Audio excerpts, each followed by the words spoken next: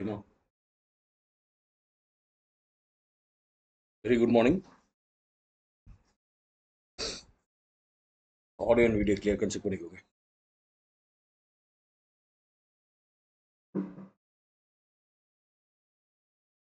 AV clear இருக்கா?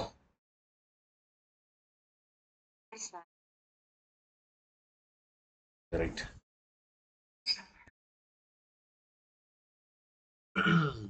இது வரைக்கும் நம்ம யூனிட் 5ல வந்து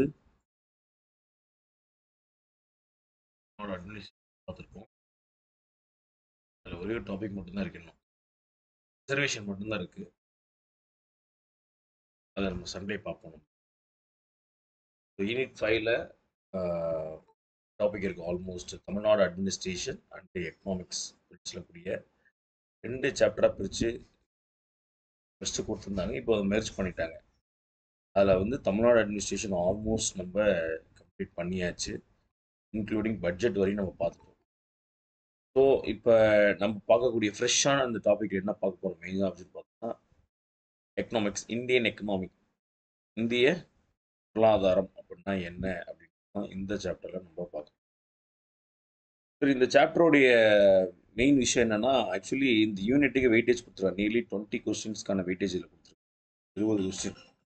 ஸோ இந்த 20 கொஸ்டின் இந்த வெயிட்டேஜ் கொடுக்கும்போது கண்டிப்பாக என்ன இருக்கும்னா மேஜராக கரண்ட் அஃபேர்ஸோட வெயிட்டேஜ் நிறையவே இருக்கும். ஒரு கொஷின்ஸோட வெயிட்டேஜ் நமக்கு அதிகப்படுத்த நம்ம என்ன எக்ஸ்பெக்ட் பண்ணலாம்னா அது வந்து கரண்ட் அஃபேர்ஸ் நமக்கு அதிகமாக எக்ஸ்பெக்ட் பண்ணலாம். ஏன்னா கரண்ட் அஃபேர்ஸ் அப்படின்ற ஒரு சாப்டரை வந்து பார்த்தீங்கன்னா உங்களுக்கு தனியாக எடுத்துட்டாங்க இல்லையா? அது வந்து எல்லா இதுலையுமே ஒரு சப் டாபிக்லையுமே கடைசியாக வந்து கரண்ட் அஃபேர்ஸ் அப்படின்னு சொல்லிட்டு மெர்ஜ் பண்ணிட்டாங்க.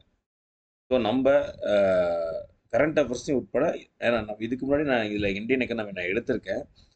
அப்போது கொஞ்சமாக தான் நான் கரண்ட் அஃபேர்ஸ் சொல்லியிருக்கேன். பட் இந்த கிளாஸில் கொஞ்சம் கரண்ட் அஃபேர்ஸ் என்ன பண்ண போகிறோம் சேர்த்து நம்ம பார்க்க போகிறோம். தொடர்ந்து வாட்ச் பண்ணிகிட்டே வாங்க. Okay, right. So first syllabus பார்த்துருவோம். சிலபஸ் பார்க்கறதுக்கு முன்னாடி முன்னாடி என்னென்ன டாபிக் எங்கே இருக்குன்றத மட்டும் தெரிஞ்சுக்கோ. ஃபஸ்ட்டு இந்திய பொருளாதாரம், இந்த இதுதான் மெயின். ஃபஸ்ட்டு இதை எது பார்க்குறோமோ இல்லையோ ஃபஸ்ட்டு இதுதான் பார்க்க போகிறோம். இந்தியன் எக்கானாமி இதை பொறுத்த வரைக்கும் 7th நமக்கு ப்ரொடக்ஷன் அப்படின்ற சாப்டரில் வருது, 7வது புக்கில். மறுபடியும் 10வது யூனிட்டில் ஜிடிபி அப்படின்ற சாப்டர்லையும், 11th இந்தியன் எக்கனாமி அப்படின்ற சாப்டர்லையும், 12th macro economics introduction to the macro economics அப்படின்ற சாப்டர்லையும் நமக்கு இந்த என்டையர் சிலபஸ் நமக்கு கவர் ஆகுது. ஸோ சிலபஸ் ப்ரிப்பேர் பண்ணதுக்கு முன்னாடி வேர் டு ஸ்டடி ரொம்ப முக்கியம். விஷயத்தை நம்ம எங்கே படிக்கலாம் அப்படின்ற விஷயம் ரொம்ப முக்கியம். Right, okay. இந்தியன் எக்கனாமியை பொறுத்த வரைக்கும் நமக்கு என்னென்ன சாப்டர்ஸ் இருக்குது அப்படின்றது பாருங்க. இந்தியன் எக்கனாமியை பொறுத்த வரைக்கும் ஃபர்ஸ்ட் ஆஃப் ஆல் வந்து இந்த சாப்டர் ரொம்ப முக்கியம். Nature of Indian economy. இந்த இடத்துல இருந்து நான் கேட்குறேன் எங்கெங்க கொஸ்டின்ஸ் வரும் அப்படின்னு நான் சொல்லிடுறேன். நேச்சர் ஆஃப் இந்தியன் எக்கனாமிலேருந்து கண்டிப்பாக ஒரு கொஸ்டின் வரும். எப்படி கேட்கலாம் அப்படின்னா, ப்ரெசன்ட் இந்தியாவுடைய ஜிடிபி ரேட் என்ன அப்படின்னு கேட்கலாம். ப்ரெசன்ட்டு இந்தியாவுடைய ஜிடிபி ரேட் என்ன, ப்ரெசன்ட் இந்தியாவுடைய தனிநபர் வருமானம் என்ன, பெர் கேபிட்டா இன்கம் என்ன, இது கேட்கலாம். கூடுதலாக தமிழ்நாட்டுடைய எஸ்ஜிடிபின்னு சொல்லக்கூடிய ஸ்டேட் கிராஸ் டொமஸ்டிக் ப்ராடக்ட், இது கேட்கலாம். அப்போது இந்த ஏரியாவை பொறுத்த வரைக்கும் நம்ம பேசிக்ஸாக தெரியணும்.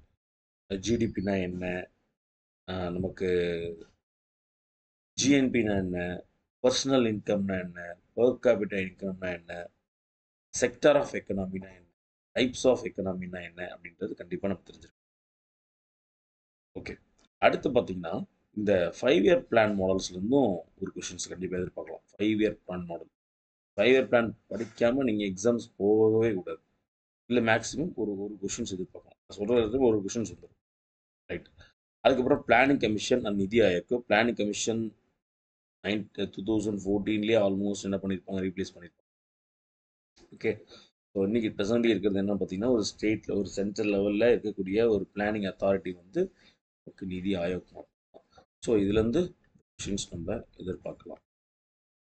அடுத்தது சோர்ஸ் ஆஃப் ரெவென்யூ, வருவாயின் ஆதாரங்கள். ஒரு கவர்மெண்ட்டு தன்னுடைய நிர்வாகத்தை திறம்பட செயல்படுத்தணும் அப்படின்னா அதனுடைய வருவாயுடைய அளவு எதன் அளவு இருக்கோ அதை பொறுத்து தான் செயல்படுத்தவே முடியும். இந்தியாவில் பல மாநிலங்கள் கல்விக்கு நிதி ஒதுக்குறாங்க. அப்போ அந்த கல்விக்கு ஒதுக்கக்கூடிய நிதி என்பது அவர்களோட வரக்கூடிய எவ்வளோ வருவாய்கள் இருக்கோ அதை பேஸ் பண்ணி தான் ஒதுக்கவே முடியும் இல்லையா? சோர்ஸ் ஆஃப் ரெவென்யூ இதில் வந்து நம்ம அந்த மோஸ்ட் பேசிக்ஸாக தெரிஞ்சுக்கணும். அடுத்தது இந்த ஆர்பிஐ ரொம்ப ரொம்ப முக்கியம். பேங்கிங் சிஸ்டம்லேருந்து கண்டிப்பாக ஒரு கொஸ்டின் எதிர்பார்த்துட்டே இருக்கலாம். இந்த பேங்கிங் சிஸ்டத்தை பொறுத்த வரைக்கும் பார்த்தீங்கன்னா ஆர்பிஐ எப்படி உருவாச்சு, ஆர்பிஐ எப்படி ஃபார்ம் ஆச்சு, இது ரொம்ப ரொம்ப முக்கியம். சரி, ஆர்பிஐ உருவாகிறதுக்கு என்னென்ன காரணங்கள் இருக்குது, ஆர்பிஐயோடைய ப்ரெசன்ட் ஃபங்க்ஷன் என்ன, ஆர்பிஐயோடைய ப்ரெசன்ட் ஃபங்க்ஷன் என்ன அப்படின்றது நமக்கு தெரியும். அதுக்கப்புறம் fiscal policy, monetary policy. Fiscal அப்படின்னாலே நமக்கு என்ன சொல்லுவோம், ஃபினான்ஸ் அப்படின்னு சொல்லுவோம். ஃபிஸ்கல் அப்படின்னா ஃபினான்ஸ், மானிட்டரி அப்படின்னா மணி. இந்த ஃபிஸ்கல் பாலிசி யார் ஹேண்டில் பண்ணுறா, மானிட்டரி பாலிசி யார் ஹேண்டில் பண்ணுறா அப்படின்றதையும் பார்க்கணும். ஸோ ஃபினான்ஸ் கமிஷன் ரொம்ப முக்கியம். ஆர்டிக்கல் 280 ஸோ ரொம்ப ரொம்ப முக்கியம். Fiscal relationship with the central and state.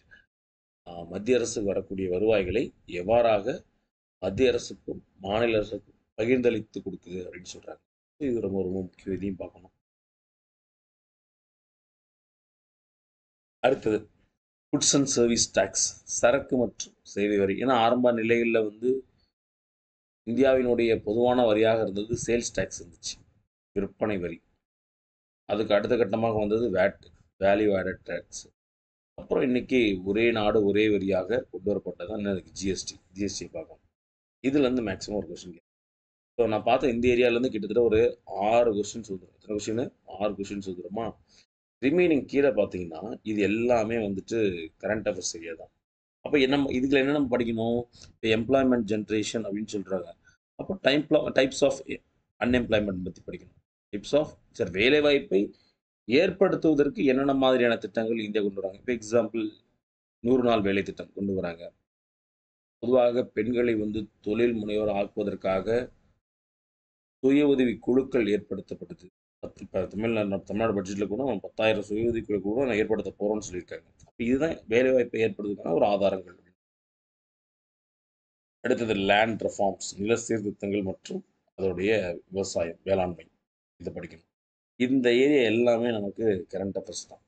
ஆக மொத்தம் நமக்கு இந்த சாப்டர்ஸை பொறுத்த வரைக்கும் எதை ஃபோக்கஸ் பண்ணணும் அப்படின்றத என்ன பார்த்தோம். சாப்டருக்குள்ளே போயிடலாம். இது எல்லாமே தமிழுடைய முக்கியம் தரங்கள். What is economics? இந்த இந்தியன் எக்கனாமிக் படிக்கிறதுக்கு முன்னாடி எது பொருளாதாரம், இது பொருளாதாரவியல் அப்படின்றது நமக்கு கண்டிப்பாக தெரியும். ஒரு பொருளாதாரவியல் இது ரெண்டுக்கும் என்ன அர்த்தம் அப்படின்னா, பொருளாதாரவியல் அப்படின்றது ஒரு விஷயத்தை நாம் முழுவதுமா லேர்ன் பண்றது, ஒரு கொள்கை ரீதியாக நான் வந்து படிக்கிறது. இப்போ நம்ம சொல்றோம் பேங்க் ஸ்டார்ட் பண்ணல, எல்லாருமே பேங்க் ஸ்டார்ட் பண்ண முடியும். ஆனால் பேங்க்கோட கண்ட்ரோல் யார்கிட்ட இருக்கு அப்படின்னு பார்த்தோம்னா ஆர்பிஐ தான் இருக்கு. ஒரு பேங்க்கை தொடங்குறதுக்கு நம்ம கண்டிப்பாக என்ன பண்ணணும், ஆர்பிஐ லைசன்ஸ் வாங்கணும். செக்ஷன் 22 இதை பயன்படுத்தி என்னோட லைசன்ஸ் வாங்கணும். அப்படி ஒரு பேங்கை பற்றின லேர்னிங்ஸ் தான் நம்ம என்ன சொல்லுவோம்னா எக்கனாமிக்ஸ் அப்படின்றது அனலைஸ். நீங்கள் சொல்கிறோம் இல்லையா, பங்குச்சந்தை உயர்கிறது, பங்குச்சந்தை குறைகிறது, இன்ஃப்ளேஷன் ரேட் உயர்கிறது, இன்ஃப்ளேஷன் ரேட் குறைகிறது, இதெல்லாம் நம்ம என்ன பண்ணுவோம், அனலைஸ்ன்னு சொல்லுவோம். இது எக்கனாமிக்ஸ்ன்னு சொல்லுவோம். பொருளாதாரம் அப்படின்றது இட்ஸ் அ ப்ராக்டிஸ், அது நடக்கிறது. இப்போ நம்ம ஒரு பேங்க்கை பற்றி லேர்ன் பண்ணுறோம், ஒரு பேங்க்கை பற்றி படிக்கிறோம் அப்படின்னாலே என்ன சொல்லுவோம் நம்ம, அது இட் இஸ் அ எக்கனாமிக்ஸ்ன்னு சொல்லுவோம். அதே பேங்க்கை நீங்கள் ஸ்டார்ட் பண்ணி நீங்கள் மக்களுக்கு கடன் கொடுக்கறது, நீங்கள் பரிவர்த்தனை மேற்கொள்வது, நீங்கள் பப்ளிக்ஸோடைய பணத்தை வாங்கி டெபாசிட் பண்ணுறது, இது எல்லாமே எக்கனாமி தான். அப்போது பொருளாதாரம் என்பது ஒரே வார்த்தையில் நாங்கள் சொல்ல வேண்டும் என்றால் பொதுவாக ப்ரொடக்ஷன், கன்சம்ஷன், டிஸ்ட்ரிபியூஷன் அப்படின்ற 3 வார்த்தைகள் இருக்கு. சரி, பொதுவாக வந்து ஒரு நாடு வந்து வளர்ந்த நாடு, வளரும் நாடு, பின்தங்கிய நாடு அப்படின்ற 3 நாடுகள் மூலமாக நம்ம பிரிக்கலாம். சரி, அப்படி வளர்ந்த நாடு, வளரும் நாடு, பின்தங்கிய நாடு அப்படின்றது எதன் அடிப்படையில் அது மாறுபடுது அப்படின்னா, முதல்ல அந்த நாட்டில் என்னென்ன வளங்கள் இருக்குது அப்படின்றத நம்ம கண்டுபிடிக்கணும். வளங்கள் என்பது ரிசோர்ஸ், இன்க்ளூடிங் அது என்ன வரும், ஹியூமன் ரிசோர்ஸ் உட்பட வரும். ஹியூமன் ரிசோர்ஸ் இல்லை அப்படின்னா நீங்கள் எவ்வளோ ரிசோர்ஸ் வச்சுருந்தாலுமே அது பின்தங்கிய நாடாக தான் இருக்கும். எக்ஸாம்பிள், உலகத்திலே அதிகப்படியான நமக்கு கோல்டு கிடைக்கக்கூடிய ஒரு இடம் வந்து பார்த்தீங்கன்னா ஆப்பிரிக்கா இல்லையா? இந்த உலகத்திலே அதிகமான கோல்டு வச்சிருக்கக்கூடிய மிகப்பெரிய ரிசோர்ஸ் உள்ள நாடு வந்து பார்த்தீங்கன்னா ஆப்பிரிக்கா. ஆனால் இந்த உலகத்திலே மிகப்பெரிய பின்தங்கிய நாடு யாருன்னு பார்த்தீங்கன்னா ஆப்பிரிக்கா தான். இப்போ என்ன இதுலேருந்து நமக்கு புரியுது அப்படின்னா, அந்த நாட்டில் இன்டர்நேஷ்னல் மார்க்கெட்டில் டிமாண்ட் பண்ணக்கூடிய ஒரு ப்ராடக்ட் வந்து கோல்டு. பட் இருந்தாலும் அந்த நாடு பொருளாதாரத்தில் பங்களிக்காமல் பின்தங்கிய நிலையில் இருக்குது. அப்போ என்ன முக்கியம், அந்த நாட்டில் போதுமான மனித வளங்கள் இல்லை, டெக்னாலஜி தொழில்நுட்பம் சார்ந்த வளர்ச்சியில் இல்லை, இயந்திரம் சார்ந்த வளர்ச்சியில் இல்லை அப்படின்றது நமக்கு தெரிய வருது. அப்போது ஒரு பொருளாதாரத்தின் அடிப்படையில் நீங்கள் பன்னாட்டு பொருளாதாரத்தில் ஈடுபடணும்னாலும் சரி, நீங்கள் பொருளாதாரத்தில் பங்களிக்கணும்னாலும் சரி, நீங்கள் முதல்ல என்ன பண்ணணும், உங்கள் நாட்டில் முதல்ல என்ன இருக்குன்றதை கண்டுபிடிக்கணும். பிகாஸ் ஆஃப் நம்மளே அப்படி தான், அரசு துறைக்கு போட்டி போடுறோம், ஐடி துறைக்கு நம்ம போட்டி போடுறோம், இல்லை ஒரு பெரிய பிஸ்னஸ் மேன்ஸ் போட்டி போடுறோம்னு வச்சுக்கோங்களேன். முதல்ல அது நமக்கு வருமா வராதான்றதை நம்ம செக் பண்ணணும் இல்லையா? எல்லாருக்கும் பிஸ்னஸ் மேன் ஆகணும்னு ஆசை, எல்லாராலுமே யூபிஎஸ்சி கிளியர் பண்ணணும் ஆசை. முதல்ல நமக்கு அது வருமா வராதா அப்படின்ற ஒரு அனலைஸை பண்ணிட்டு தான் உள்ள போகும். அதே மாதிரி முதல்ல உங்கள் நாட்டில் என்னென்ன வளங்கள் இருக்குது, கடல் வளம் இருக்கலாம், வேளாண் வளம் இருக்கலாம், சுரங்க வளம் இருக்கலாம், மலை வளம் இருக்கலாம், என்ன வேணால் வளங்கள். இந்த வளங்கள்லேருந்து நம்ம என்ன இது இதை அந்த வளத்தை எப்படி பொருளாதார ரீதியாக நம்ம கன்வெர்ட் பண்ண போகிறோம், இதுதான் முதல்ல நீங்கள் லேர்ன் பண்ணணும். சரி, இப்போ எங்கிட்ட வளம் இருக்குது, அந்த வளத்தை நீங்கள் என்ன பண்ணணும், ப்ரொடக்ஷன் பண்ணணும். வளத்தை ப்ரொடக்ஷன் பண்ணணும். இப்போ எக்ஸாம்பிள், என்கிட்ட விற்பனை சொல்லணும், அதிகமான தேயிலைகள் என்கிட்ட வளர்றதுன்னு அர்த்தம் வச்சுக்கோங்க. தேயிலை வளருது, தேயிலையை வளர்ந்த வச்சு நம்ம அதை என்ன பண்ண முடியும், தேயிலையை வந்து நம்ம என்ன கன்வெர்ட் பண்ணணும், ஒரு ப்ராடக்டாக, ஒரு ஃபினிஷ்டு ப்ராடக்டாக நம்ம என்ன பண்ணணும், கன்வெர்ட் பண்ணணும். தேயிலைகள் இருக்குன்னா அதை ட்ரையிங் பண்ணணும், ப்ராசஸிங் பண்ணணும். அதுக்கப்புறம் என்ன பண்ணாது, ஒரு டீ தூளை மாற்றி நம்ம டிஸ்ட்ரிபியூட் பண்ணிவிட்டு நமக்கு தேவையானது மீண்டும் என்ன பண்ணுவோம், கன்சம்ஷன் பண்ணுவோம். அப்போது முதல்ல ப்ரொடக்ஷன் அப்படின்றது முதல்ல என்ன, ப்ரொடக்ஷன் அப்படின்ற விஷயம் ஸ்டார்ட் ஆகுன்னா முதல்ல நீங்கள் லேர்ன் பண்ணணும் உங்கள் பகுதியில் என்னென்ன இருக்குது. அதான் ப்ரொடக்ஷன், ப்ரொடியூஸ்டுன்னு சொல்லுவோம். ப்ரொடக்ஷன் பண்ண பொருளை ஒரு குறிப்பிட்ட சதவீதத்தை நீங்கள் வச்சுக்கணும், உங்கள் மக்களுக்கு வச்சுக்கணும். வச்சுக்கிட்டது போக மீதி என்ன பண்ணணும், நீங்கள் டிஸ்ட்ரிபியூட் பண்ணணும். அதுதான் பிடிசின்னு சொல்லக்கூடிய ப்ரொடக்ஷன், டிஸ்ட்ரிபியூஷன் அண்டு கன்சம்ஷன். அதுதான் பிரிட்டிஷோட எக்கனாமிக்ஸ் சொல்லியிருப்பாரு, பொருளாதாரம் அப்படின்றது ஒரு மிகப்பெரிய அறிவியல் பற்றாக்குறை அப்படின்னு சொல்லி. அறிவியல் பற்றாக்குறை என்பது, வளம் என்பது வளர்ந்து கொண்டு போகாது. வளம் என்பது ஒரு இடத்துல நிலையாக இருக்கும், அவ்வளோதான். ஒட்டுமொத்தமாக உலகம் முழுவதும் ஒரு 10,00,000 டன் கோல்டு இருக்குன்னா அது அவ்வளோதான் இருக்கும். ஆனால் மக்கள் தொகைக்கு மாறுபட அது மக்கள் தொகை இன்க்ரீஸ் ஆக என்ன ஆகும், அது பற்றாக்குறை ஏற்படும். இப்போ வளம் என்பது ஒரு நிலையானது. அந்த வளத்தை நீங்கள் அடையும் போது அந்த வளங்கள் என்ன ஆகும், கொஞ்சம் கொஞ்சமாக பற்றாக்குறை ஏற்படும். ஆக பொருளாதாரமே எதை சார்ந்து இருக்குது அப்படின்னு பார்த்தோம்னா வளங்களை சார்ந்து தான் இருக்குது. ஆமாம், வளங்களே ஒன்றும் இல்லைன்னா அந்த வளங்கள்ன்றதை வச்சு தான் நம்ம பணமாக மாற்றுறோம். அப்போ கண்டிப்பாக என்ன ஆகும், அந்த வளங்களே பற்றாக்குறை ஏற்படும் போது பொருளாதாரத்தில் ஒரு மிகப்பெரிய தாக்கம் ஏற்படும். அப்போது இந்த கோடை யார் சொன்னதுன்னு கேட்பாங்க. பிரிட்டிஷ் எக்கனாமிஸ்ட் திரு லியோனல் ராபின்ஸ் தான் சொல்கிறாரு, economics is the science of scarcity. வளங்கள் என்பது ஒரு மிகப்பெரிய அறிவியல் பற்றாக்குறை என்று கூறுகிறார். சரி, புரியுதா மது? இந்த இன்ட்ரோடக்ஷன் புரியுதா?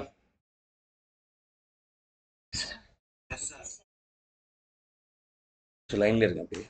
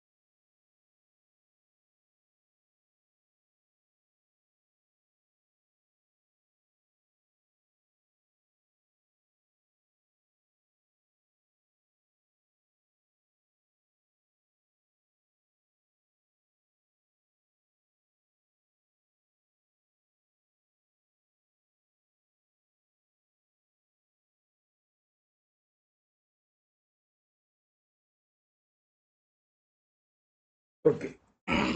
அடுத்தது இந்த ஒரு சில கோட்ஸ்லாம் இருக்கு. அந்த கோட்ஸ் மட்டும் ஹைலைட் பண்ணிட்டே வாங்க. அப்படி கொஞ்சம் இந்த சப்ஜெக்ட்டுக்கு நீங்க கொஞ்சம் கவனம் எடுத்துக்கிட்டு தான் ஆகணும். எஸ். What is economics? பொருளாதாரம் என்றது என்னன்றது அடிப்படையாக நம்ம பார்த்தோம். Is a production, distribution and a consumption. ஒரு பொருள், ஒரு வளங்களுடைய உற்பத்தி, ஒரு வளங்களுடைய பகிர்வு, ஒரு வளங்களுடைய நுகர்வு அப்படின்றத பார்த்தோம். சரி, அப்போ 3 வகையை நம்ம வகைப்படுத்தலாம். ஒன்று டிஸ்மல் சயின்ஸ் அப்படின்னு சொல்லுவோம். என்னது? டிஸ்மல் சயின்ஸ். ரெண்டாவது பார்த்தீங்கன்னா டெப்ரெசிங் அண்ட் புவர் சயின்ஸ், மனச்சோர்வு அறிவியல் அப்படின்னு சொல்லுவோம். மூணாவது ஃபெயில்டு சயின்ஸ்னு சொல்லுவோம். என்னது? ஃபெயில்டு சயின்ஸ் அப்படின்றது தோல்வி அடைந்த அறிவியல். இதெல்லாம் பொதுவாக பொருளாதாரத்தினுடைய ஒரு மற்றொரு பெயர். மோசமான அறிவியல் என்பது பார்த்தீங்கன்னா வளங்கள் பற்றாக்குறை ஏற்படும் போது இது மக்களிடையே மோசமான ஒரு விளைவுகளை ஏற்படுத்தும். எல்லாமே ரிசோர்ஸ் தான். ஒரு பகுதியில் ஒரு வளங்கள் பற்றாக்குறை ஏற்படுது. இது இந்த வளம் என்பது இயற்கையாக பற்றாக்குறை ஏற்படலாம். ஒன்று கடுமையான வறட்சி ஏற்படலாம், மழைப்பொழிவு இல்லாமல் இருக்கலாம், இல்லை மிகப்பெரிய பேரிடர் ஒட்டுமொத்த வளங்களே முடக்கிடலாம். அப்போ வளங்கள் முடங்கப்படும் போது பொருளாதாரம் சீர்குலையும். சரி, அப்போ என்ன சொல்றாங்க? மனச்சோர்வு. எஸ், இது எல்லாருக்குமே ஏற்படுத்தும். நமக்கும் ஏற்படுத்தும், நம்மளை சார்ந்து இருக்கக்கூடிய நாடுகளையும் இது ஏற்படுத்தும். 3 தோல்வி அடைந்த அறிவியல். நீங்க ஒவ்வொரு வருடமும் ஒரு பிளான் பண்ணுவீங்க. இந்த வருஷம் இவ்வளோ டார்கெட் ரேட் அச்சீவ் பண்ணணும், இந்த வருஷம் இவ்வளோ க்ரோத் ரேட்டை நோக்கி போகணும் அப்படின்றத பிளான் பண்ணுவீங்க. அப்போ என்ன பண்ணுவோம்? இந்த திடீர் சந்தர்ப்பம், திடீர் பிரச்சனையால பணவீக்கம் கூடுதலாக சொல்லணும். பணவீக்கம் வருது, என்ன ஆகும்? உங்களுடைய பிளானிங் குறையும். அப்போ அது மிகப்பெரிய பொருளாதார சந்தையில் ஒரு மிகப்பெரிய தாக்கத்தை ஏற்படுத்தும். இதெல்லாம் என்ன பண்ணுது? பொருளாதாரமே அப்படிதான். அதனாலதான் பொருளாதாரத்தை நீங்கள் எளிதில் புரிந்து கொள்ள முடியாதுன்றது அடிக்கடி மன்மோகன் சிங் சொல்லுவார். பொருளாதாரத்தை ப்ரெடிக்டே பண்ண முடியாது. இப்ப இந்த வருஷம் ஒரு எக்ஸாம்ஸ் அப்படின்றத நம்ம சொல்ல முடியும் இல்லையா? ஆனா பொருளாதாரங்களை பொறுத்த வரைக்கும் ப்ரெடிக்ட் பண்ண மாதிரி எந்த வருஷமும் நடந்ததும் கிடையாது. எல்லாமே எதிர்பார்க்கலாம் அப்படின்னு தான் சொல்லுவேன். எதிர்பார்ப்பு எந்த நியூஸ் பேப்பரோட எடுத்து பாருங்க. இப்போ எக்ஸாம்பிள் குளோபல் லெவலில் இன்னைக்கு இருக்கக்கூடிய க்ரோத் ரேட் எவ்வளோ தெரியுமா? 3.33% எக்கனாமிக்கல் க்ரோத் ரேட் குளோபல் லெவலில். இது தமிழ்நாட்டு லெவலில் பார்த்தோன்னா 8% க்ரோத் ரேட். இந்தியா லெவலில் பார்த்தீங்கன்னா 6.89%. இதுதான் growth rate, present growth rate. இப்போ என்ன சொல்கிறாங்க? 2025 முடிவில் இந்த 8%ன்றது 8.5 மாறலாமா அப்படிங்கிறத கணிக்க முடியாது. எதிர்பார்க்கிறோம் அப்படின்னு எதிர்பார்க்கிறோம்னா என்ன பின்னாடி நடக்குன்றது யாருக்குமே தெரியாது. திடீர்னு பொருளோட விலை உயரலாம், 2021 மாதிரி மீண்டும் ஒரு பெரிய லாக்டவுன் உள்ள வரலாம், என்ன வேணாலும் நடக்கலாம் இல்லையா? அப்போ இந்தியாவுடைய 2021 இந்தியாவோட growth ரேட் எவ்வளோ தெரியுங்களா? 2.75% தான். இது தமிழ்நாட்டில் எவ்வளோ தெரியுங்களா? தமிழ்நாட்டில் 1.75.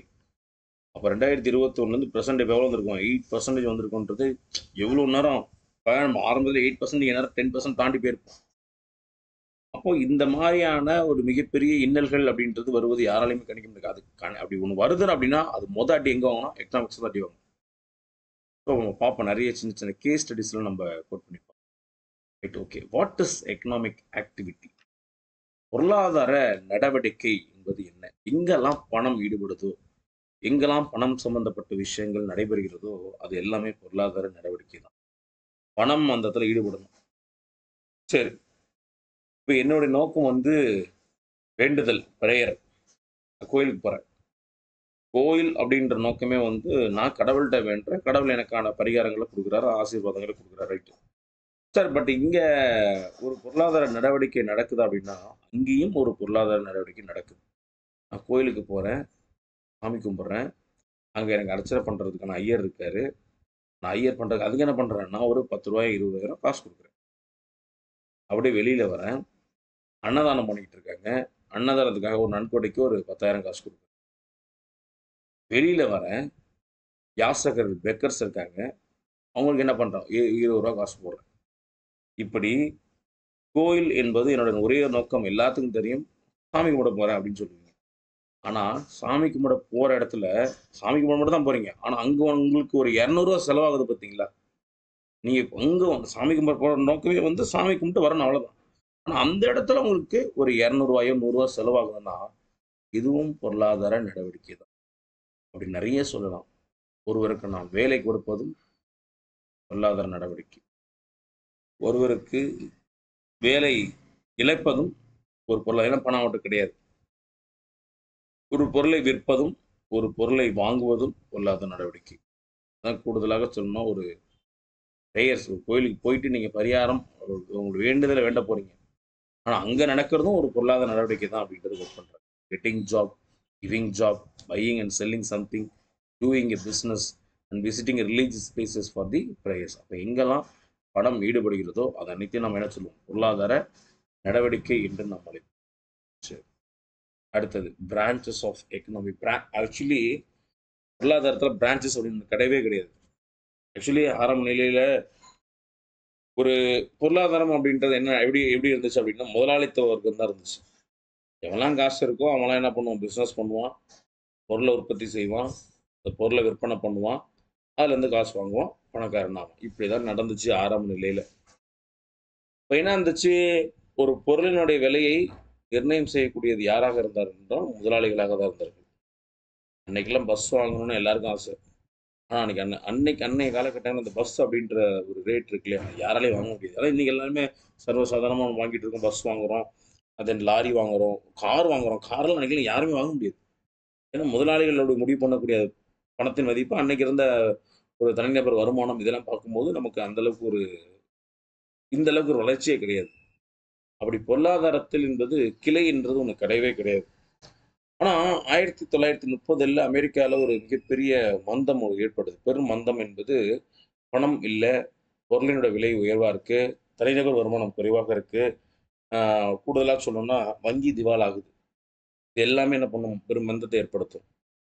அதற்கு பிற்பாடு தான் 2 விதமான பொருளாதார கிளைகள் என்பது உருவாகுதுன்னு சொல்றாங்க. 2 விதமான பொருளாதார கிளை என்பது ஒண்ணு மைக்ரோ, இன்னொன்னு மேக்ரோ எக்கனாமி என்பது உலக நாடுகள் அதாவது ஒரு நாட்டினுடைய பிரச்சனை.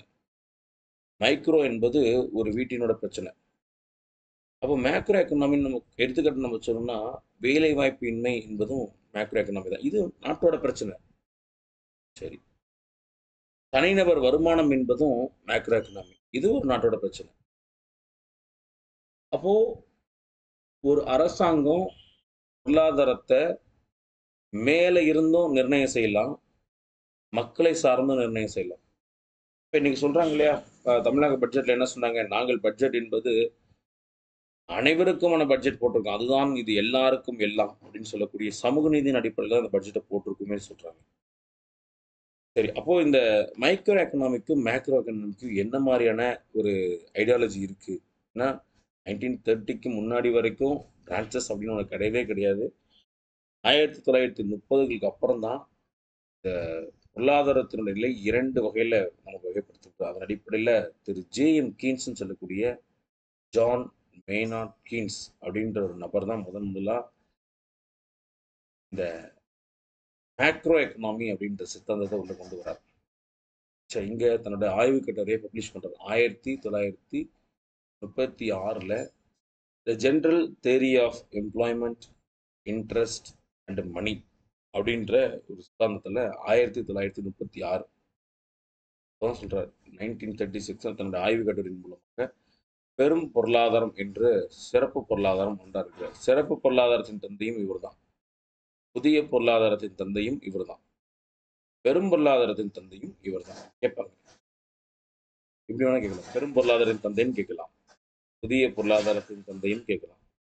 சிறப்பு பொருளாதாரத்தின் தந்தையும் கேட்கலாம். 1936ல் வேலைவாய்ப்பு, வட்டி மற்றும் பணம் பொதுவான கோட்பாடு. அப்போ ஒரு பணம் எப்படி செயல்படுது? ஒரு பணத்துடைய ஓட்டம் எப்படி இருக்கு? அப்படின்ற என்டையரா வந்து இதுல தான் சொல்லியிருந்தாரு. பெரும் பொருளாதாரம் அப்படின்ற வார்த்தையை உள்ள கொண்டு வராரு. திரு ஜான் மெய்னார்ட் கீன்ஸ். ரொம்ப ரொம்ப முக்கியம். இது அடிக்கடி எதிர்பார்க்கக்கூடிய ஒரு முக்கியமான கொஸ்டின். அடுத்தது இதுக்கு நம்ம உள்ள போறதுக்கு முன்னாடி முதல்ல இன்ஃப்ளேஷன் அப்படின்னா என்ன? டீஃப்ளேஷன் அப்படின்னா என்ன? அப்படின்றது நம்ம தெரிஞ்சுக்கணும். பணவீக்கம், வாட்டம். ஓகே. ரைட். எனக்கு பணவீக்கம் அப்படின்றது என்னன்னா, சராசரியாக ஒரு பொருள அதிகமான விலை குடுத்து நான் வாங்க போறேன் அப்படின்னாலே அது பணவீக்கம். வீக்கம் அப்படின்றது என்னன்னு பாருங்க. ஒரு நார்மலா ஒரு பலூன் எடுத்துப்போம். ஒரு பலூன் எக்ஸாம்பிள். இப்ப நான் வந்து இந்த காத்து இருக்கு இல்லையா? ஏர் இருக்கு இல்லையா? ஏர் தான் எனக்கு என்ன அது மணி. ஏர் தான் மணி. சரி. இப்ப என்ன பண்றேன், இது பலூன். இது பலூன் ஓகேங்களா? நான் காத்த ஊத ஊத ஊத ஊத என்ன ஆயிட்டு இருக்கும், எனக்கு அது பலூன் பெருசா போயிட்டே இருக்கு இல்லையா? அதே மாரி தான் எனக்கு பணப்புழக்கம் வெளியில வர வர வர வர வர வர என்ன ஆகும் எனக்கு, பணத்தினோட மதிப்பு எனக்கு குறைஞ்சிரும். பணத்தினுடைய மதிப்பு எனக்கு குறைஞ்சு பொருளினுடைய விலை கூடிரும். அதான் கான்செப்ட். இப்போ பணம் எந்த அளவுக்கு எனக்கு வெளியில இருக்கோ, இந்த பணத்தின் மதிப்பு எனக்கு குறையும். பணத்தின் மதிப்பு எனக்கு குறையும். அப்ப என்ன ஆகும்? பொருளினுடைய மதிப்பு அதிகமாயிடும். பொருளினோட மதிப்பு அதிகமாயிருக்கும். அதான் சொல்றாங்க. Causes money to lose value over time. பணப்புழக்கத்தை அதிகமான பணம் கொடுத்து வெளியே விடக்கூடாது. பணப்புழக்கத்தை கட்டுப்படுத்தணும். அதுதான் நம்ம பலூன் வச்சு சொல்றோம். அப்போ ஒரு காத்தை நீங்க உள்ள ஊத ஊத ஊத ஊத என்ன ஆகும்? பலூன் எனக்கு பெருசாயிட்டே போகுது. அப்போ இது நம்ம ஒரு எக்ஸாம்பிளுக்காக சொல்றோம். அப்போ அதிகமான பணப்புழக்கத்தை அரசாங்கம் வெளியில விட்டுட்டே வராங்க அப்படின்னா, அப்போ பணத்தினுடைய மதிப்பு எனக்கு குறைஞ்சி, பொருளினுடைய விலைகள் எனக்கு மாறுபடும். இப்ப எனக்கு என்ன மாறும் அப்படின்னா, ஒரு பொருள சராசரியா அதிகமான விலை கொடுத்து வாங்கக்கூடிய சூழல் வெளியே வரும். சரி, இது வந்து இந்தியாவிலேயே பணக்காரர்களுடைய எண்ணிக்கை என்பது 3%. எத்தனை பெர்சன்டேஜ்? 3% தான் இருக்காங்க. சரி, இது அவங்களுக்கு பொருந்தும். ரிமைனிங் இருக்கக்கூடிய ஒரு 97% இருக்கக்கூடிய நடுநிலை ஆளர்கள் இருக்காங்க இல்லையா? நம்ம சொல்லுவோம் பிபிபி, பிலோ பாவர்ட்டி லைன் அப்படின்னு நம்ம சொல்லுவோம். அவர்கள் கிட்டத்தட்ட பார்த்தீங்கன்னா, ஒரு கிட்டத்தட்ட சராசரியா நம்ம எடுத்துக்கொண்டால் ஆல்மோஸ்ட் இந்தியா முழுவதும் ஒரு 33% இருக்காங்க. இதுல நடுநிலையா வாழக்கூடிய குடும்பங்கள் இருக்காங்க இல்லையா? அவன் தான் பாதிக்கப்பட போறான். ஏன்னா, இந்த 33% இருக்கக்கூடிய அந்த பின்தங்கிய இருக்கக்கூடிய அந்த ஒரு பிலோ பாவர்ட்டி லைன்ல இருக்கக்கூடிய மக்களுக்கு அரசாங்கம் பார்த்துக்கும். அவங்க எல்லாத்தையும் மானியம் இருக்கும். ஆனா, இந்த நடுநிலையா வாழறான் பார்த்தீங்களா? அவன் தான் இதுல விஷயத்துல மாட்டப் போறான். அப்போ இந்த இன்ஃப்ளேஷன் ரேட்ட பொறுத்தவரைக்கும் வந்து பார்த்தீங்கன்னா, எனக்கு சராசரியா ஒரு பொருள அதிகமான விலை குடுத்து வாங்குறது தான் எனக்கு அந்த இன்ஃப்ளேஷன் அப்படின்னு சொல்லுவேன். சராசரியா ஒரு பொருள விலைய கம்மியா குடுத்து வாங்குறது தான் டிஃப்ளேஷன் சொல்லுவேன். இது வந்து இதனால உலகத்திலே எந்த நாடுகள் அதிகமா பாதிக்கப்பட்டதுன்னு பார்த்தீங்கன்னா, அமெரிக்கா தான். அடிக்கடி சொல்லலாம். இப்ப தற்போது சொல்லணும்னா, இது நம்மளுடைய இலங்கை. அவர்கள் வந்து அதிகமாக இந்த பணவீக்கத்தால பாதிக்கப்பட்டாங்க. இப்போ பணவீக்கம், பணவாட்டம் என்பதுதான் ஒரு நாட்டோடைய பெரிய பொருளாதார பிரச்சனையாக இருக்கு. இந்த இன்ஃப்ளேஷன், டிஃப்ளேஷன் இதை யார் கண்ட்ரோல் பண்றா அப்படின்னா ஆர்பிஐ தான். ஆர்பிஐல monetary monetary policy committee. Monetary monetary policy committee அப்படின்னு சொல்லக்கூடிய அந்த அமைப்பு தான் என்ன பண்றாங்க? கண்ட்ரோல் பண்றாங்க. இந்த மானிட்டரி பாலிசி கமிட்டி தான் 6 மாதங்களுக்கு ஒரு முறை என்ன பண்றாங்கன்னா, repo rate, reverse repo rate, CRR சொல்லக்கூடிய கேஷ் ரிசர்வ் ரேஷியோ, எஸ்எல்ஆர்னு சொல்லக்கூடிய ஸ்டாச்சுட்டரி லிக்விடிட்டி ரேஷியோ. ஸோ இது எல்லாமே பண்றது அவங்க தான். Repo rate, reverse repo rate, cash reserve ratio, எஸ்எல்ஆர்னு சொல்லக்கூடிய ஸ்டாச்சுட்டரி லிக்விடிட்டி ரேஷியோ எல்லாமே பண்றது யாரு? Monetary policy committee. இந்த மானிட்டரி பாலிசி கமிட்டி அப்படின்றது யாரு கீழ இருக்காங்கன்னா, ஆர்பிஐக்கு கீழ இருக்கிறாங்க. இது ரொம்ப ரொம்ப முக்கியம். ஸோ இந்த இன்ஃப்ளேஷன், டிஃப்ளேஷனை பொறுத்தவரைக்கும் ஒரு நாட்டோடைய மிகப்பெரிய பிரச்சனை இந்த இன்ஃப்ளேஷனும் அதிகமாயிடக்கூடாது, டீஃப்ளேஷனும் கம்மியா குறைஞ்சிடக்கூடாது. இது 2த்தையுமே ஒரு ஸ்டாக்னன்ட் ரேட்ல என்ன பண்ணணும்? கண்ட்ரி மெயின்டெயின் பண்ணணும். ஓகே. ஸோ இது ரொம்ப ரொம்ப முக்கியம். இதுல ஏதாவது டவுட் இருந்தா கேளுங்க. தாராளமா கேட்கலாம்.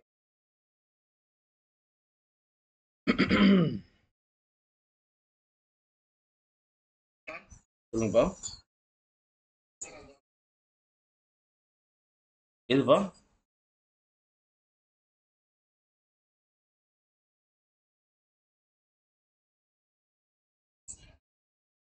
அது காட்டுங்கய்யா. இது ஒண்ணும் இல்ல. இது வந்து சயின்டிஸ்டோட நெறைய வேர்ட்ஸ் அது ஆக்சுவலி. என்ன இந்த வார்த்தைகள் எல்லாமே ஒரு பொருளாதாரத்தினுடைய ஒரு பொருளாதாரம் இப்படி தான் இருக்கும் அப்படின்றத ஒரு வார்த்தையில் கோட் பண்ணுவாங்க. இப்போ எக்ஸாம்பிள் வந்து நம்ம சொல்ல முடியும். ஒவ்வொரு கடவுளை வந்து நம்ம என்ன சொல்லுவோம் விவரிப்போம். முருகன் என்றால் அழகு, அதுமாரி பராசக்தி என்றால் கோபம், இதுமாதிரி நிறைய நம்ம சொல்லலாம். அதுமாரி பொருளாதாரம் என்னாலே டிப்ரெஷன் தான். அதான் சொல்கிறாங்க, ஒரு எக்கனாமிக்ஸ் அப்படின்னாலே ஒரு டிப்ரெஷன், அதுமாரி ஒரு எக்கனாமிக்ஸ் என்னாலே ஃபெயில்டுன்னு சொல்லுவாங்க. ஏன்னா இப்போ நல்லா புரிஞ்சுக்கோங்களேன். இப்போது நம்ம 5 இயர் பிளான் நம்ம படிச்சிருப்போம் இல்லையா? என்ன பண்ணியிருப்போம், 5 இயர் பிளான் நம்ம படிச்சிருப்பீங்க. 5 இயர் பிளானுடைய நோக்கம் சொல்கிறேன் பாருங்க. இது ஒவ்வொரு 5 ஆண்டு திட்டங்கள்லையுமே என்ன பிளான் பண்ணியிருப்பாங்கன்னா, டார்கெட் ரேட் ஃபிக்ஸ் பண்ணுவாங்க. ஒரு 5 ஆண்டு திட்டத்தில் என்ன பண்ணுவாங்க, டார்கெட் ரேட்னு சொல்லுவாங்க. இலக்கு விகிதம் அப்படின்னு சொல்லுவாங்க. இலக்கு விகிதம் பொதுவாக இந்த 5 ஆண்டுகள் எங்களோட இலக்கு விகிதம் வந்து 3% அப்படின்னு சொல்கிறாங்கன்னு வச்சுக்கோங்க. இதை 5 வருஷத்துக்குள்ள ரீச் பண்ணணும். ஆனால் எப்போதுமே சரி, கவர்மெண்ட் பிளான் பண்ணுற மாதிரி அந்த டார்கெட் ரேட்டோ அச்சீவ் பண்ண முடியவே முடியாது. கரெக்டாக எங்கே வந்து நிற்கும், 1 2.75 நிற்கும், இல்லைன்னா 2% வந்து நிற்கும். இப்படி தான் வரும். அப்போது ஏன் எக்கனாமிக்ஸை வந்து ஒரு ஃபெயில்டு சயின்ஸ்னு சொல்கிறாங்க அப்படின்னா, இது எதுவுமே கவர்மெண்ட் கையில் கிடையாது. ஒரு விஷயம், இப்போ எல்லா மக்கள்கிட்டுமே இந்த பணப்புழக்கம் இருந்தால் மட்டும்தான் நீங்கள் ஃபிக்ஸ் பண்ண டார்கெட் ரேட்டை நீங்கள் ரீச் பண்ண முடியும். சரி, அப்படி இந்த பணப்புழக்கத்தை உண்டு பண்ணுறது தான் என்ன பண்ணுறாங்க கவர்மெண்ட்டு, 100 நாள் வேலை திட்டம்லாம் கொண்டு வராங்க. ஏன்னா அவன் அவன் அவங்ககிட்ட பணம் இருந்தால் மட்டும்தான் கண்டினியூஸாக பணம் சர்க்குலேஷன் இருந்துகிட்டே இருக்கும். கூடுதலாக ஒவ்வொரு பெண்களுக்கும் சரி, விவசாயிகளுக்கு என்ன பண்ணுறாங்க, லோன் ப்ரொவைட் பண்ணுறாங்க. அவன் என்ன பண்ணணும், கண்டினியூஸாக என்ன பண்ணணும், அவன் ஏதாவது லோனை வாங்கி அவன் ஏதாவது பிஸ்னஸ் பண்ணிக்கிட்டே இருக்கணும். அப்போ இது கரெக்டாக நடக்கலாம். என்ன ஆகும் நமக்கு, நீங்கள் பிளான் பண்ண டார்கெட் ரேட் அப்படின்றது என்ன ரீச் பண்ண முடியாது. இது எல்லாமே பொருளாதாரத்தில் மோசமான அறிவியல். இது மக்களையும் இல்லை, அரசே கவிழ்க்க அளவுக்கு ஒரு மிகப்பெரிய ஒரு மோசமானதான் இந்த எக்கனாமிக்ஸ்னு சொல்றாங்க. பொருளாதாரம் என்றது ஒரு டிஸ்மல் சயின்ஸ்னு அர்த்தம். அது போக டிப்ரெசிங் சயின்ஸ். ரைட், பொதுவாக புரிஞ்சுக்கோங்க. கையில் பணம் இருந்துச்சுன்னா உங்களுக்கு ஒரு மனசுக்குள்ள ஒரு ஒரு ஆனந்தம் இருக்கும், ஒரு சந்தோஷம் இருக்கும். அதே மாதிரி தான் அரசாங்கத்துக்கு ஒரு போதுமான வரவு இல்லாத பட்சத்தில் என்ன இருப்பாங்க, ரொம்பவே ஒரு சோர்வு நிலையில் இருப்பாங்க இல்லையா? அதுதான் டிப்ரெசிங் அண்ட் புவர் சயின்ஸ் அப்படின்னு. வேற ஓகே, இது இது கிளாரிஃபை ஆயிடுச்சா? இன்ஃப்ளேஷன் டிஃப்ளேஷன் இது புரிஞ்சுதா? எஸ், உள்ள போயிடலாம். Micro and macro.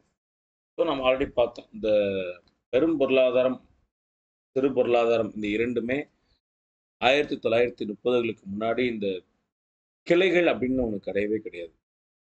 1930களுக்கு பின்பு தான் திரு ஜே.எம். கீன்ஸ் அவர்களுடைய ஆய்வு கட்டுரையின் மூலமாக உலக நாடுகளுக்கே 2 புதிய பொருளாதார கொள்கை என்பது நமக்கு அறிமுகப்படுத்தும். அப்படி மைக்ரோ அப்படின்ற வார்த்தை கிரேக்க வார்த்தையான ஸ்மால் தான், மைக் அப்படின்னு சொல்லுவோம். மைக் அப்படின்றது ஸ்மால் அப்படின்னு சொல்லுவோம். ஸ்மால், சிறும் பொருளாதாரம், சிறும் பொருளாதாரம், சில இதில் அது குறும் பொருளாதாரம் அப்படின்னு கூட சொல்லுவாங்க. அப்படி சிறும் பொருளாதாரம் என்பது சின்னதுலேருந்து பெருசு இப்படிதான் போகணும். சின்னதுலேருந்து பெருசு இப்படி போனால் அது சிறும் பொருளாதாரம். இதுவே பெரும் பொருளாதாரம் பெருசுலேருந்து சின்னது இப்படி போவாங்க. கீழே, அதாவது கீழிருந்து மேல்நிலை, கீழிருந்து மேல்நிலை இப்படி சொல்கிறது சிறும் பொருளாதாரம். அப்படின்னா என்ன, கீழிருந்து மேல்னா கவர்மெண்ட்டு இங்கே இருக்காங்க, சரிங்களா? கவர்மெண்ட் இங்கே இருக்காங்க, கீழே மார்க்கெட், இங்கே வந்து யார் இருக்கு, கீழே வந்து பீப்புள். அப்புறம் மக்களை மையப்படுத்தி அரசாங்கம் ஒரு பொருளாதாரத்தை நடத்துமாயின் அது மைக்ரோ எக்கனாமிக். எப்படி இருக்கணும், மக்களுக்கு எது தேவை, மக்களுடைய டிமாண்ட் என்ன, மக்களுக்கு அதிகமாக சர்க்குலேஷனில் என்ன பொருள் போயிட்டு இருக்கு, அப்போ மக்களை சார்ந்து ஒரு பொருளாதாரம் நடத்தப்பட்டால் பெரும் பொருளாதாரம் அப்படின்னு நான் சொல்லுவேன். எக்ஸாம்பிள் மார்க்கெட், சந்தை பொருளாதாரம் நம்ம சொல்கிறோம் இல்லையா? இப்போ சந்தை பொருளாதாரம் என்பது நல்லா புரிஞ்சுக்கோங்க. மார்க்கெட் அப்படின்னா மார்க்கெட்டில் என்ன டிமாண்டு, மார்க்கெட்டில் என்ன டிமாண்ட், அந்த மார்க்கெட்டில் இருக்கக்கூடிய டிமாண்டை மையப்படுத்தி நம்ம போகிறது. அடுத்தது effect of price of goods. Yes, ரொம்ப முக்கியம். ஒரு சந்தையில் ஒரு பொருளினுடைய எஃபெக்ட் தான் என்ன பண்ணும் அப்படின்னா, அந்த பொருளை அவன் வாங்கணுமா இல்லை வேணாமான்னு முடிவு பண்ணும். நீங்கள் நல்லா எடுத்துட்டு பாருங்க. நேற்று எனக்கு 6 நாளைக்கு முன்னாடி ஒரு முட்டையினோட விலை எவ்வளோ இருந்துச்சுன்னா ₹7 இருந்துச்சு. ஒரு முட்டையினோட விலை ₹7 இருந்துச்சு.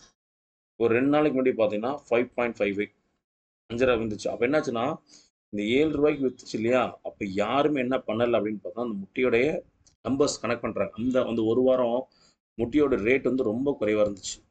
ஐ மீன் ரேட்டுனா பர்ச்சேசிங் ரேட். பர்ச்சேசிங் ரேட் வந்து ரொம்ப குறைவா இருந்துச்சு. இப்ப இந்த கடந்த காலத்துல இந்த ஒரு வாரத்துல பார்த்தோம்னா, எக்கோடைய பர்ச்சேசிங் ரேட் அதிகமாகுது. அப்போ பிரைஸ் ஆஃப் குட்ஸ்ல அந்த பண்டத்தினோட விலைகள் ஏதாவது தாக்கம் ஏற்பட்டால், அதோட பர்ச்சேசிங் ரேட்னா குறையும். அடுத்தது லேபர் மார்க்கெட் ரொம்ப முக்கியம்.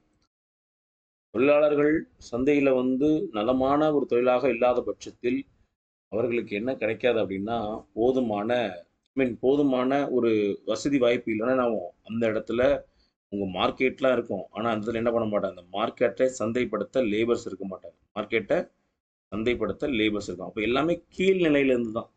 லேபருக்காகவும், மக்களுக்காகவும், பொருளுக்காகவும், நுகர்வோர் முக்கியம்.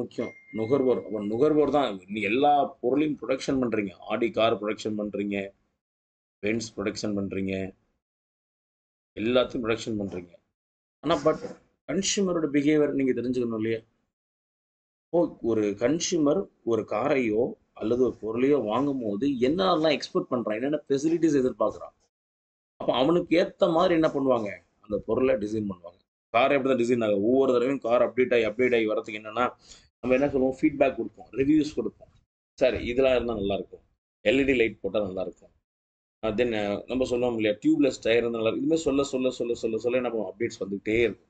இப்போ கன்சியூமரோட பிஹேவியர் ரொம்ப முக்கியம். அடுத்தது சப்ளை ஆஃப் குட்ஸ். ஒரு பொருள் உற்பத்தியாகிறது முக்கியமில்லை. அந்த பொருளை ஒரு பகுதியிலிருந்து இன்னொரு பகுதிக்கு கொண்டு செல்லணும். அப்ப அதுக்கு என்ன பிளான் பண்ண போறீங்க? அதான் முக்கியம்.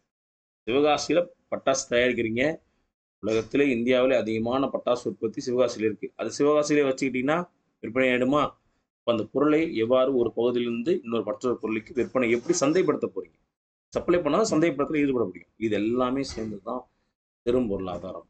மார்க்கெட், பண்டத்தினுடைய தாக்கம் பிரைஸ்ல, labour market, consumer behaviour, supply of goods.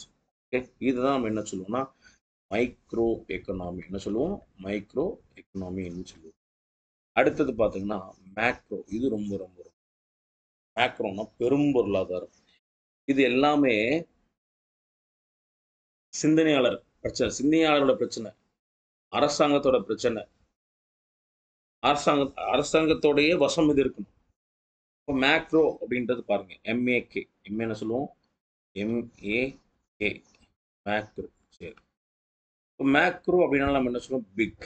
Macro அப்படின்னா என்னது? பிக் அப்படின்னு சொல்லுவோம். இது கிரேக்கத்தில் மேக்ரோ பிக். அப்போ top to down approach. Top to down approach மெத்தட்னு சொல்லுவோம். சரி, அப்போ இந்த மேக்ரோ எக்கனாமியை பொறுத்த வரைக்கும் நம்ம என்னென்ன சொல்லலாம்னா 5 விதமான இண்டிகேட்டர் இருக்கு. எத்தனை இண்டிகேட்டர் இருக்கு?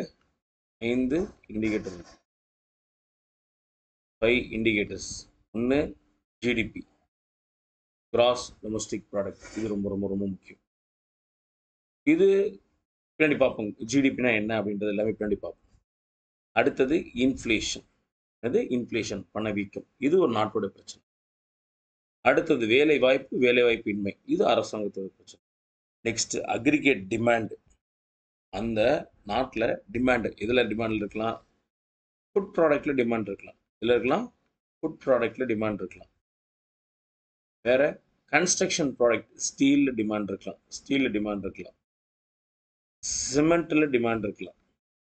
அடுத்தது ஒரு டாக்டர் இருந்தால் பேஷண்ட்டுக்கு டிமாண்ட் இருக்கலாம். நல்லா புரிஞ்சுக்கணும். ஒரு டாக்டர் இருந்தால் பேஷண்ட்டுக்கு டிமாண்ட் இருக்கலாம். ஒரு ஸ்டூடெண்ட் இருந்தால் டீச்சர்ஸுக்கு டிமாண்ட் இருக்கலாம். இது எல்லாமே அக்ரிகேட் டிமாண்ட் தான். அப்போ இது எல்லாமே யாரோட பிரச்சனை? அரசாங்கத்தின் பிரச்சனை. இது அரசாங்கம் பூர்த்தி பண்ணணும். அடுத்தது capacity of economy. Capacity of economy அப்படின்னா பொருளாதாரத்தினுடைய திறன். அப்போ ஒரு பொருளாதார திறன் என்பது முதல்ல உங்ககிட்ட ஆள் பலம் இருக்கணும். ஆக்சுவலாக என்கிட்ட ரிசோர்ஸ் இருக்கு. பட் என்னுடைய ப்ராடக்ட்ஸ் எல்லாமே அடுத்த நிலைக்கு போகலை அப்படின்னா நீங்கள் மக்களை உட்புகுத்தலன்னு அர்த்தம். வளங்களை, அதாவது மனித வளத்தை உட்புகுத்தல அப்படின்றது அதோட பொருள். இது எல்லாமே யாரோட பிரச்சனைனா மக்களுடைய பிரச்சனை. சாரி, அரசாங்கத்துடைய பிரச்சனை. இதுதான் பெரும் பொருளாதாரம் அப்படின்னு சொல்லுவோம். பெரும் பொருளாதாரம் என்பதை அரசாங்க பொருளாதாரம் சொல்லுவோம். பெரும் பொருளாதாரம் என்றாலே மக்கள் பொருளாதாரம் என்று நம்ம சொல்லுவோம். ஸோ இதுதான் ரொம்ப ரொம்ப முக்கியம். ஆனா இந்த ஆரம்ப நிலையில இந்த மாதிரி 2 பொருளாதாரம் கிடையவே கிடையாது. ஓகேவா? இதோட முடிச்சுக்கலாம். இதுல வரைக்கும் டவுட்ஸ் இருந்துச்சுன்னா தாராளமா யாராவது இதுவரை டவுட்ஸ் இருந்தா கேட்கலாம்.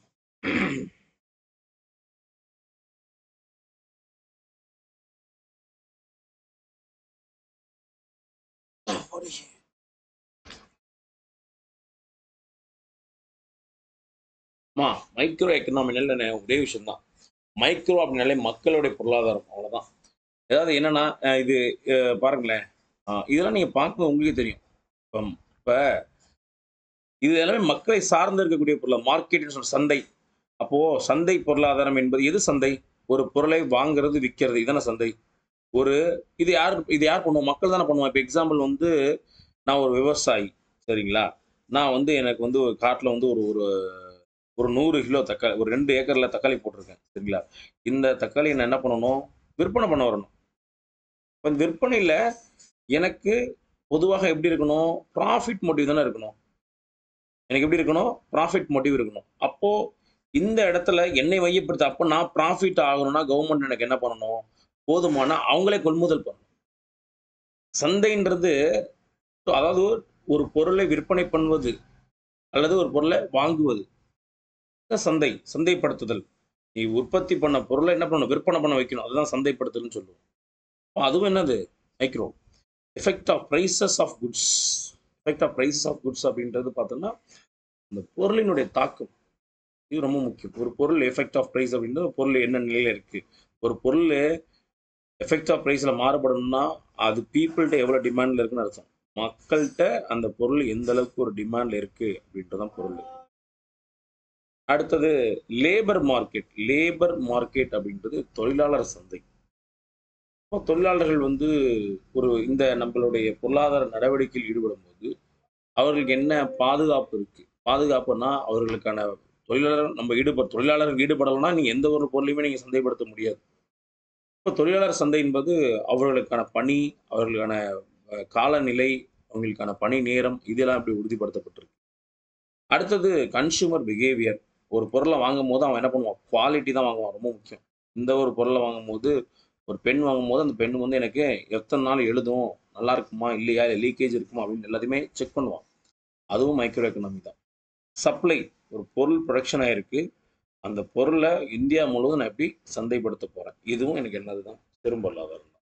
இவ்வளவுதான் நம்மளுடைய மைக்ரோ எக்கனாமி.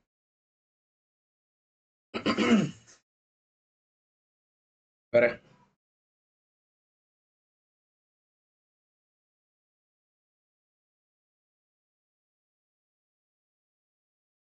இங்க அன்பராஜ்.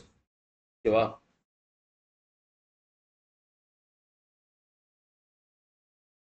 வேற டவுட்ஸ் இருக்கா?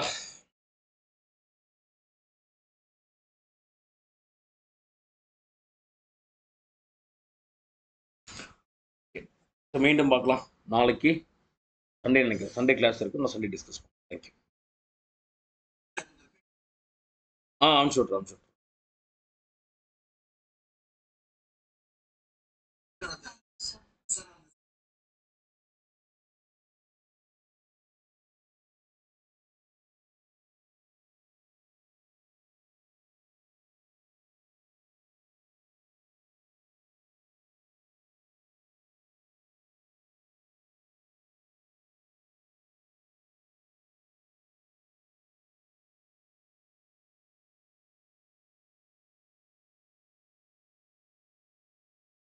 ஆமாம், ஆமாம்.